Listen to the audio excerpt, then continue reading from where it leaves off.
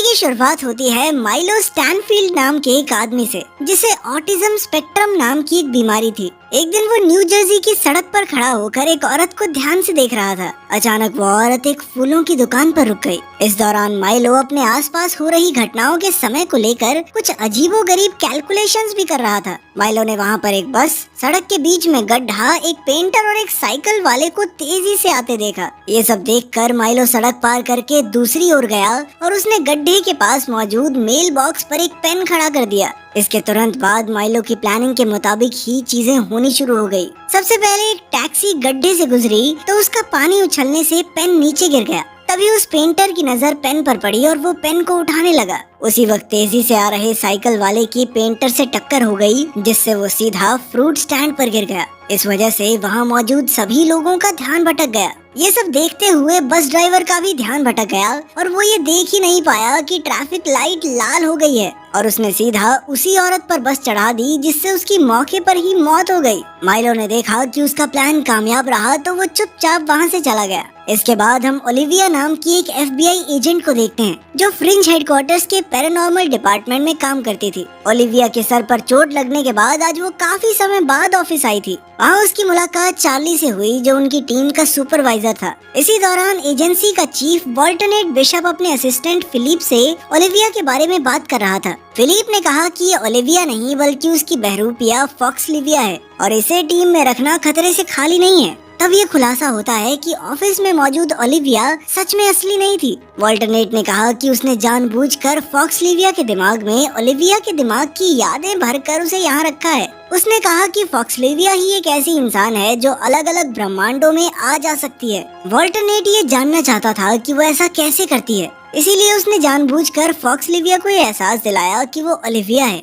और वो इसी दुनिया की रहने वाली है। खैर बाद में चार्ली ने अपनी टीम को उस बस हादसे के बारे में बताया। इस हफ्ते ऐसे 2 हादसे हो चुके थे जिसमें 2 लोगों की मौत हो गई थी। फिर उसने अपनी टीम को मौका वारदात पर जांच पड़ताल के लिए भेजा। कुछ ही देर में FBI टीम वहां पहुंची और सुरागों की खोज करने लगी। इस जांच का हेड लिंकन नाम का एक FBI एजेंट था, जिसके पूरे चेहरे पर बुरी तरह जलने के निशान थे। चार्ली ने लाश की जांच की और उसके फिंगरप्रिंट से उसकी पूरी जानकारी निकाली। पता चला कि मरने वाली औरत का नाम जूलियन फॉस्टर था। उधर ओलिविया बस ड्राइवर से पूछताछ कर रही थी तो वो भी एकदम हैरान था, क्योंकि उस बस ड्राइवर ने तो आज तक किसी पक्षी या जानवर को भी नहीं मारा था। इधर एजेंट लिंकन को लगा कि कहीं मौसम में किसी बदलाव के कारण तो ये हादसा नहीं हुआ, पर इस जांच में भी कुछ हाथ नहीं लगा। लेकिन तभी उसकी नजर सड़क पर गिरे हुए उस पेन पर पड़ी। बाद में ओलिविया ने लिंकन को बताया कि जब पेंटर पेन उठाने गया तो उसकी टक्कर साइकिल वाले से हो गई, जिसके बाद वो फ्रूट स्टैंड में जा गिरा। तब एजेंट लिंकन ने हिसाब लगाया कि इसी पेन की वजह से एक के बाद एक चीजें होती रही और अंत में उस लड़की की मौत हो गई। फिर अगले दिन फ्रिंज हेडक्वार्टर्स में एजेंट लिंकन और चार्ली दोनों बस हादसों को जोड़ने वाली कड़ी ढूंढ रहे थे। तभी एजेंट लिंकन को पहले बस हादसे की तस्वीर में भी वही पेन दिखाई दिया, जिससे उसे यकीन हो गया कि ये सब किसी ने जानबूझकर ही किया है। इसके बाद उन्होंने एजेंसी की मैथ्स एक्सपर्ट एस्ट्रिड से बात की और उसने कहा कि कोई भी इंसान इतनी सटीक प्रेडिक्शन थोड़ी कर सकता है। कोई भी इंसान 2 बार इसी तरह हालातों को अपने काबू में करके हादसे नहीं करवा सकता। तभी अचानक ऐसे ही एक और बस हादसे की खबर आई, जिससे सभी लोग दंग रह गए। FBI एजेंट्स तुरंत वहां पहुंचे तो वो पीड़ित अभी भी जिंदा थी। आसपास के लोगों से बात करके उन्हें पता चला कि एक कुत्ता अचानक सड़क पर आ गया, जिससे बस का कंट्रोल बिगड़ गया। तभी ओलिविया की नजर सड़क पार मौजूद उसी पेन पर पड़ी, जिससे उसे यकीन हो गया कि ये कोई एक्सीडेंट तो नहीं था। उसने इधर उधर नजर दौड़ाई तो उसे ब्रिज के ऊपर माइलो दिखाई दिया,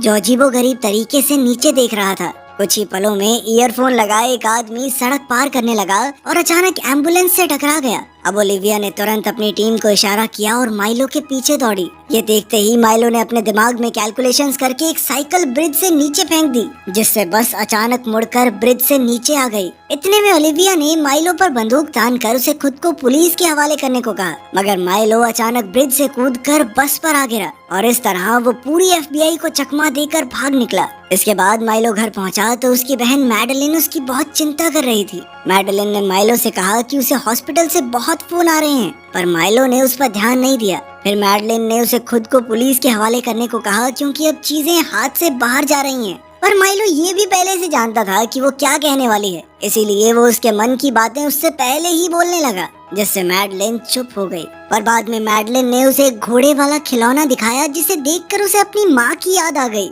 और वो चुपचाप वहाँ से चला गया। वहीं दूसरी ओर एजेंट लिंकन अपने चेहरे के चेकअप के लिए हॉस्पिटल आया था। बर्न चेम्बर में जाने से पहले उसने ओलिविया से कहा कि इन तीनों हादसों में जिन भी लोगों की मौत हुई है उन्हें आपस में जोड़ने की कोशिश करो, जरूर कोई ना कोई लिंक होगा उनके बीच में। फिर ओलिविया हेडक्वार्टर्स में वापस आ गई और उसने हादसों के चश्मदीद गवाहों से बात करनी शुरू की। काफी छानबीन के बाद उसे पता चला कि इन तीनों पीड़ितों के तार एक मेडिकल सेंटर से किसी न किसी तरह जुड़े हुए थे। उसने ये बात चार्ली को बताई और वो दोनों तुरंत इस मेडिकल सेंटर में पहुंचे। वहां जाकर ओलिविया ने देखा कि कुछ पेशेंट्स उन्हीं पेन्स का इस्तेमाल कर रहे थे। खैर फिर वो डॉक्टर लेविन से मिले जो बस हादसों वाले तीनों पीड़ितों को जानते थे। डॉक्टर लेविन ने कहा कि वो मंदबुद्धि पेशेंट्स पर एक्सपेरिमेंट करके उनकी इंटेलिजेंस को बढ़ाने की कोशिश करते हैं। फिर उन्होंने अपने कुछ पेशेंट्स की वीडियोस भी दिखाई और तभी ओलिविया ने माइलो को भी देखा। जब ओलिविया ने माइलो के बारे में पूछा तो डॉक्टर ने बताया कि उन्होंने माइलो पर भी ड्रग एक्सपेरिमेंट किया था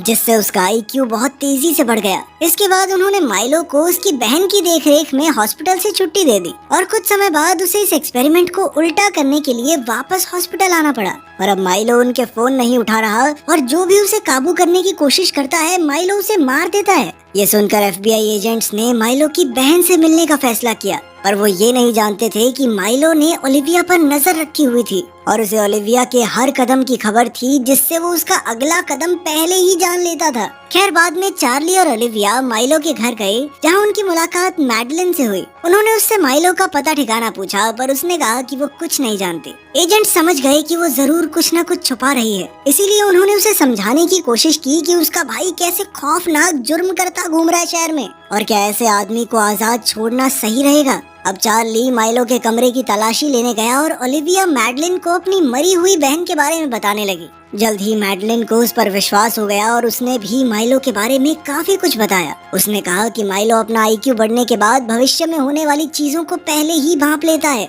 और वो अपने दिमाग में कुछ कैलकुलेशंस करके छोटी मोटी चीजें हिलाकर उन्हें अपने हिसाब से मोड़ सकता है। मैडलिन ने कहा कि वो अपनी माँ के दिए हुए खिलौने वाले घोड़े से माइलो का ध्यान भटका पाती है। फिर बातों ही बातों में ओलिविया ने मैडलिन से माइलो के बारे में हर छोटी से छोटी जानकारी ले ली और उसे कहा कि ये सब आम जनता और माइलो दोनों की सुरक्षा के लिए है। आखिरकार मैडलिन ने उसे एक कागज दिया जिस पर उस होटल का पता था जिसमें माइलो इस वक्त रुका हुआ था। इसके बाद ओलिविया, चार्ली और एस्ट्रेड तीनों ने मिलकर माइलो को पकड़ने के प्लान्स बनाए और जल्द ही उन्हें एहसास हुआ कि उनका हर एक प्लान नाकामयाब होगा क्योंकि माइलो उनके हर कदम के बारे में पहले से जानता है। तब उन्होंने सोचा कि बिना किसी प्लान के सीधा होटल पर धावा बोल देते हैं क्योंकि ना कोई प्लान होगा ना उसे पता चलेगा। वहीं दूसरी ओर माइलो अपने होटल के कमरे से नीचे देखते हुए अपने दिमाग में आने वाले समय में क्या होगा उन घटनाओं की कैलकुलेशन करने लगा। अपनी इस काबिलियत के जरिए उसने हिसाब लगाया कि ओलिविया और चार्ली जल्द ही उसे पकड़ने आने वाले हैं। फिर उसने हिसाब लगाया कि कैसे वो ओलिविया को अपने पीछे पास की कंस्ट्रक्शन साइट में ले आएगा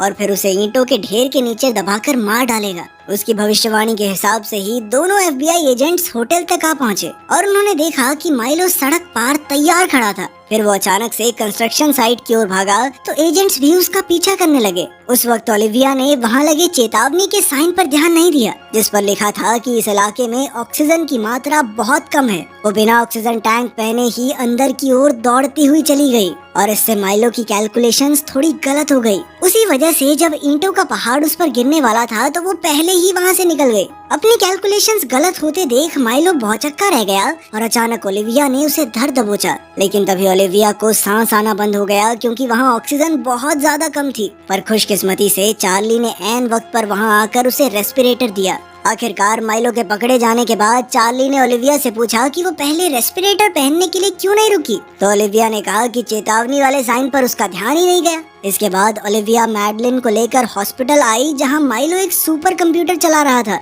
डॉक्टर के मुताबिक माइलो के दिमाग में IQ बढ़ाने वाला ड्रग बहुत ज्यादा समय से मौजूद है और अब वो उसे वापस पहले जैसा नहीं कर सकते। अब उसका दिमाग इतना एडवांस हो चुका है कि सिर्फ मशीन्स ही उसके ख्याल पढ़ सकती हैं। ये खबर सुनकर मैडलिन दुखी हो गई और उसने कमरे में जाकर वो खिलौना माइलो के सामने रख दिया। फिर रात को जब ओलिविया अपने घर पर थी तो पीटर नाम के एक लड़के की झलक दिखाई दी। असल में पीटर दूसरी दुनिया में उसका बॉयफ्रेंड था। पीटर ने ओलिविया को समझाया कि वो इस दुनिया की नहीं है। उसने ओलिविया को समझाया कि तुम्हें इस दुनिया के तौर तरीके नहीं पता, इसीलिए तुमने वो साइन नहीं देखा और तुम्हारी जान बच गई। अगर तुम उस साइन को देखकर रुक जाती तो उस दिन तुम्हारी मौत पक्की थी। फिर पीटर ने उसे अपनी पिछली जिंदगी के बारे में याद करने को कहा और उसे चूमकर गायब हो गया। अगर वीडियो पसंद आई तो लाइक कर देना, चैनल को सब्सक्राइब कर देना। मिलते हैं अगली वीडियो में।